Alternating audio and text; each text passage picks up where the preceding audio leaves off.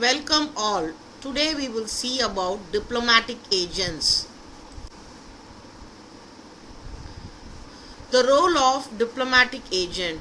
We will see introduction, who is a diplomatic agent, history of diplomatic agent and importance of diplomatic agent. Classification. Ambassadors and legends. They are diplomatic agents of first category and are representatives of the sovereign state. They are represented appointed by the Pope are called legates. Ministers, plenipotentiary and envoys of extraordinary. They are the second category of diplomatic agents. They enjoy lesser privileges and impunities compared to the first category. Next is the ministers resident. They are added in 1818 Congress and they are below the second category.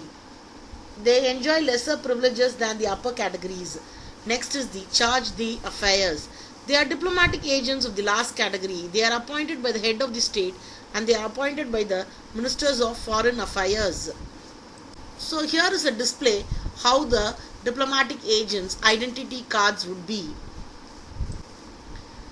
Earlier issues relating to diplomatic agents like immunities, powers and duties of diplomatic agents were dealt under customary principles of international law. Now disputes relating to such issues are dealt under the Vienna Convention of Diplomatic Relations 1961. The Vienna Convention on Diplomatic Relations was done in Vienna on 18th April 1961. The Vienna Convention on Diplomatic Relations 1961, 190 countries participated in it. It was adopted on the 18th April 1961. It came into force on 24th April 1964. Its articles are considered as the cornerstone of modern international relations. The theories such as extraterritoriality, functional theory, representative theory were the outcome of this. Next is the diplomatic immunity. Now we will see the immunities and privileges of diplomatic agents. The basis of diplomatic immunity theory of extraterritoriality, representative theory and functionality theory. First is inviolability of persons of envoys. Next, torture of Indian diplomats in Pakistan in the year 1992. And if you see, Rajesh Mittal, an Indian diplomat, was tortured and interrogated and given electric shocks by the Pakistani intelligence agency, which became quite a serious medical issue. Next, if you see immunity from criminal jurisdiction of courts, the diplomatic agents are immune from criminal jurisdictions of courts. Next, immunity from civil jurisdiction. The diplomatic agents are immune from the civil suits too. Suits relating to debts, breach of contract cannot be filed against the diplomatic agents, but they are exception to the civil jurisdiction. Private immutable property, succession, any professional or commercial activity. Immunity regarding residence. The residence of the diplomatic agents are generally regarded inviolable. Immunity from being present as witness. Diplomatic agents cannot be made as a witness in the court, but a diplomatic agent may himself waive the immunity and personally present himself in the court. Next, immunity from taxes. There is also immune from the payment of taxes, etc. Immunity from police rules. The diplomatic agents are also immune from police rules of the state in which they are appointed. Right to worship. The diplomatic agents can worship any religion and perform any rituals and ceremonies according to their belief and faith. Right to exercise control and jurisdiction over their officials and families. The diplomatic agents have full control over their staff and people under them. Right to travel freely in territories and of the receiving state. The diplomatic agent is free to travel to any place in the receiving state.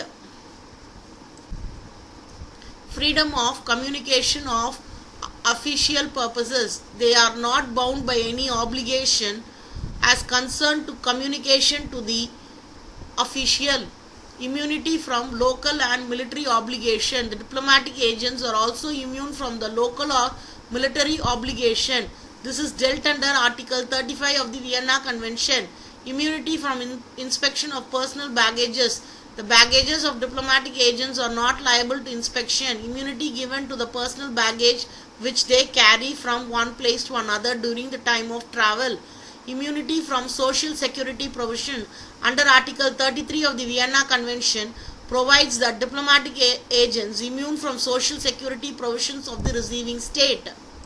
Now we will see the duties. Duties to respect law and regulations of the receiving state.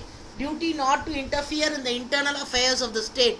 Official business to be conducted with or through the ministers of foreign affairs of the receiving state and such other ministry as may be agreed.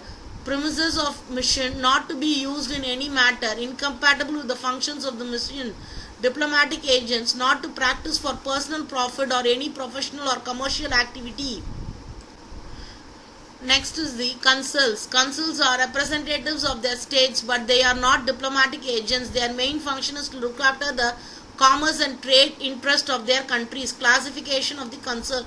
Consuls general, consuls, vice consuls and consul agent. Now we will see the functions of the consuls. They protect the commercial interest of their state. They supervise and inspect ships and aircrafts of their countries. They look after the interest of their citizen and assist them in getting the passport, etc. They testify signatures, registration of marriage, birth, death, etc.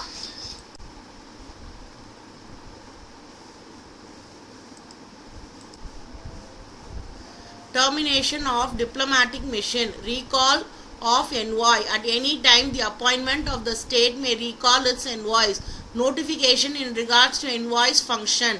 The appointing state may end the terms and functions of the convoy through notification on the request of their receiving state. The diplomatic agents on the request of receiving agents. This can happen at the time when the receiving states or the relation between the states and the strained one. By delivery of passport, it's another way of termination of diplomats.